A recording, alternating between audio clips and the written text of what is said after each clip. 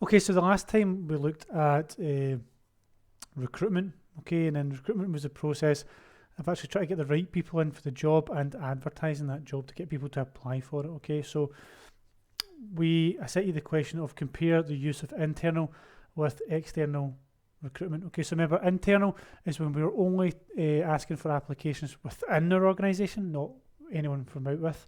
And then external is internal and external, so anyone outside the organisation as well. Okay. So if I'm comparing that, remember compare is a command word.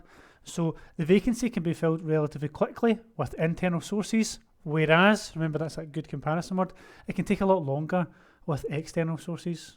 Okay, so external can be quite longer. So we're comparing the time frame here, okay? Time frame could be one of them. So it's very quickly to do it internally. Externally might be a little bit longer, okay?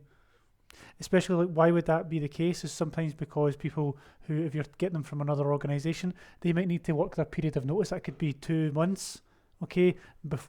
Previously, by the time you've actually even interviewed them and all that kind of good stuff. So it could be a good several months before they would be able to turn up to your organisation. Okay, staff can be motivated if they get promoted from a new job internally. However, it can mean that there's no new ideas brought in by new staff. Okay, so we can compare quite a lot of number of different things. The managers will already know if the employee has the required skills for the job internally. Okay, so remember we know our staff really quite well, so we know what they're all about. However, okay, another good command word. A good comparison word. However, with external, the candidate skills are unproven. Therefore, it's a bit more of a risk to take them on because it might not work out. Okay, so you've got a clearer idea internally. With internal recruitment, the number of potential candidates is restricted.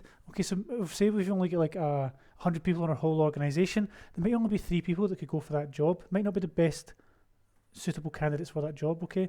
So whereas with external, the vacancy is open to a vast number of candidates, okay? Meaning that we might have a better chance to find the skills we're actually looking for. When a vacancy is filled, it will mean another one opening up at and them requiring to be filled it, okay? But with external recruitment, only one vacancy will need to be filled. So remember that's what we talked about Rob and Peter to pay Paul. So if I leave in one department to go to another one, there's going to be a hold left there or a vacancy left within another department. Okay, but externally we don't have that problem. If we bring someone straight in, we're not having to replace anyone in a different department or a different role. Okay, it's cheaper to fill a vacancy using internal recruitment. Okay, whereas external recruitment costs can be quite high. Okay, so remember, just needs a wee bit of time for us.